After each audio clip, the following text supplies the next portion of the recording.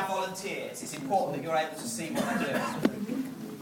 Okay, so I am going to, in a moment, ask you to put down one of your pieces of paper, so you've just got one in your hands, and I'm going to ask you, in a minute, to make the best paper aeroplane that you can. Okay? Everyone clear about what needs to be done? Great, so you have a minute, starting now. And you guys just observe. Difficult to see the lady on the floor, but you might want to stand up.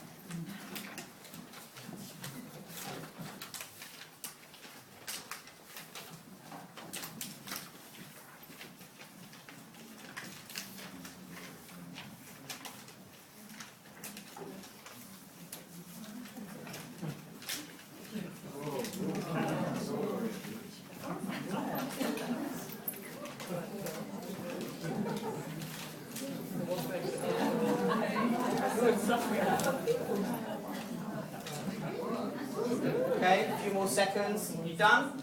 Okay, finished. Okay? You happy? You've observed what was going on? Yeah. Okay, great. What was something that you observed about our 4 participants as they were making the aeroplanes and when I asked them to finish? Deep concentration. Okay, so lots of concentration. Individual. So there are 4 individuals, yeah. Bit of anxiety as to whether or not they've got the best plane. Great, so some real anxiety around is mine the best. How else were they thinking about that? What else did you observe or notice? They were looking across at each other. They were looking across at each other quite a lot, weren't they? So they were looking at what? What was the going through their minds when they were looking at other people? How am I doing? How am I doing in comparison to the other 3 people? Did anyone actually have that as a thought? How am I doing? No? Participants nearly always say that. No, I didn't. And yet they still look. And as soon as I finished, asked them to finish, the first thing I think all of them did was to look at the other person. That's because one of these 5 social domains, you're going to get to fly them in a minute, don't worry. One of the 5 social domains in the brain is this thing that we call status. And it's the ability of the brain to put you into a position relative to all of the other people who are in the room. It's not really hierarchical, it's not so much about who's important, it's just where am I in any given moment with not just a group of people, but with myself as well. One of the reasons that computer games are so popular is it's your brain pitting you against yourself the whole time. It's that status thing going on. So this is sort of fun when it's like this, but what about if it's in a boardroom? What about if there are 4 board members each presenting a proposal for something? What's the potential in that situation? Anxiety. Fear that you're not going to measure up. Which creates an Competitive away state of mind. Absolutely. So continually, it doesn't have to be, as I said, the lion chasing you around the room to create this anxious state of mind, this limbic response. It can be something as small as status in this situation, so the paper aeroplane thing. So I'm going to ask you to put your paper aeroplanes down for a moment, and then just pick up the other piece of paper and make something. Make something.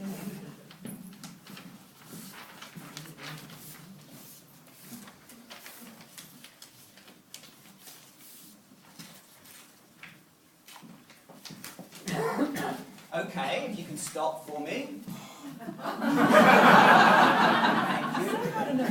So, to our observers, what happened when I gave them the instruction this time? Hesitation. What else did you notice? No reference to each other. They didn't look around at each other because where were they? In themselves. And they were in Creativity. threat mode, is where they were. What's the reason that we know that they were in threat mode? Anyone see anxiety on anybody's face? Yeah. Yeah? It's because I took away or created uncertainty. The brain is a connection machine. It likes to know what's happening next. So the first exercise, you have 1 minute to create the best paper aeroplane that you can. Great, off I go. Make something. What do you mean make something? Last time I was told I had a minute, it had to be a paper aeroplane, it had to be the best, all the rest of it. So one way in which we can manage this toward and away response is to create certainty in the brains of our clients. Yeah? Starting on time, finishing on time. I know it sounds tiny, but these things all add up to helping to create this toward response. These ladies are keen to fly their aeroplane, so in a second I'm going to ask them to do that. The A stands for autonomy, having a choice, being able to say yes or no. In a longitudinal study in an old people's home in the US, one floor of the facility was given the option of choosing how to decorate the common parts of the facility. Has anyone heard of this study? When they came back to measure, it increased the life of the residents on that floor by something like 30%. Just having the choice, saying yes or no. That's how important autonomy is to the brain.